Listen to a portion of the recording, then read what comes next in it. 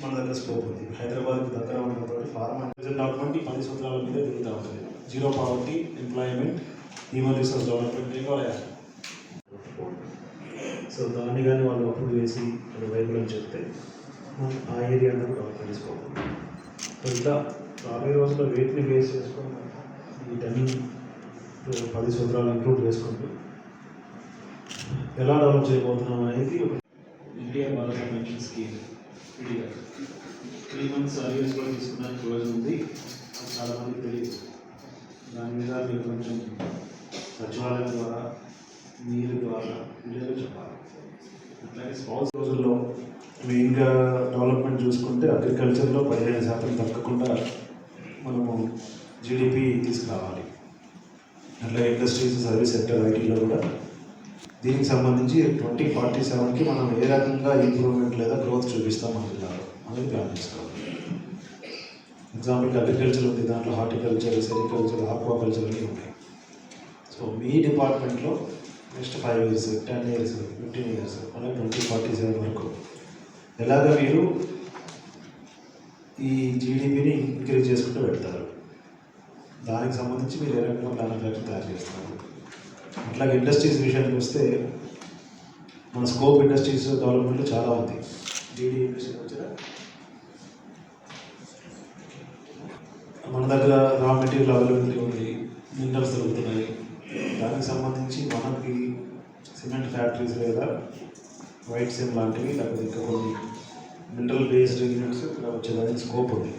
దాన్ని ఏ రకంగా మనము ఇక్కడ ఎక్కువ ఇండస్ట్రీస్ వచ్చే విధంగా తీసుకొని వాళ్ళని మోటివేట్ చేసి లేకపోతే ఎంకరేజ్ చేసి ఫెసిలిటీస్ ప్రొవైడ్ చేసి ఎలా మనం దానికి తీసుకెళ్తున్నాము, రాబోయే రోజుల్లో మన జిల్లాలో ఎలా దీంట్లో ప్రోగ్రెస్ రాబోతుంది అనేది దాని మీద వర్కౌట్ చేయాలి.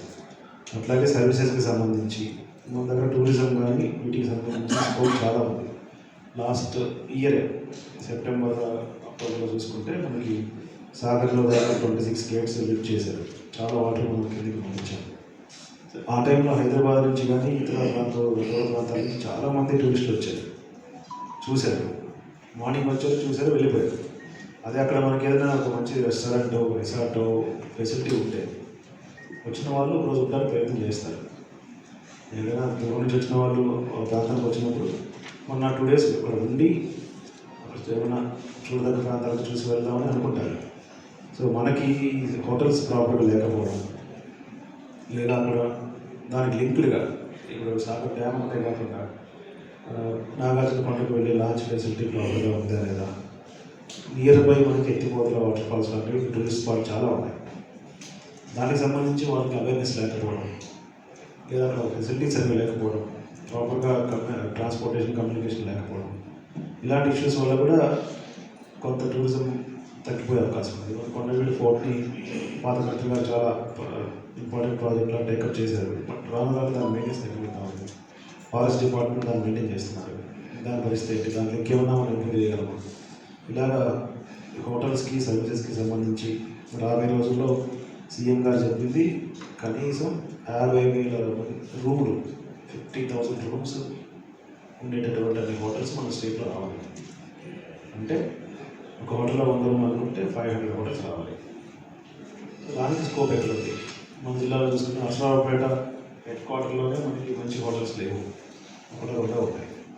కోటప్పకొండకి వచ్చిన వాళ్ళు దర్శనం చేసుకుంటున్నారు, వెళ్ళిపోతున్నారు.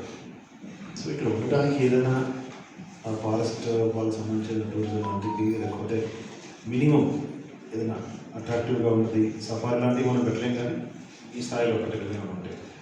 అక్కడ ఈకో టూరిజం లాంటిది ఏం చేయగలిగితే అక్కడ కొండవీడికి మనము కోటప్పకొండకి కనెక్టివ్గా ఏదైనా ఒక ప్యాకేజ్ లాంటిది పెట్టగలిగితే వచ్చినటువంటి టూరిస్టులు మన దగ్గర 1-2 days ఉంటే దానివల్ల ఉపయోగం ఏంటంటే మన దగ్గర ఎకనామిక్ యాక్టివిటీ స్పీడ్ అప్ అవుతుంది.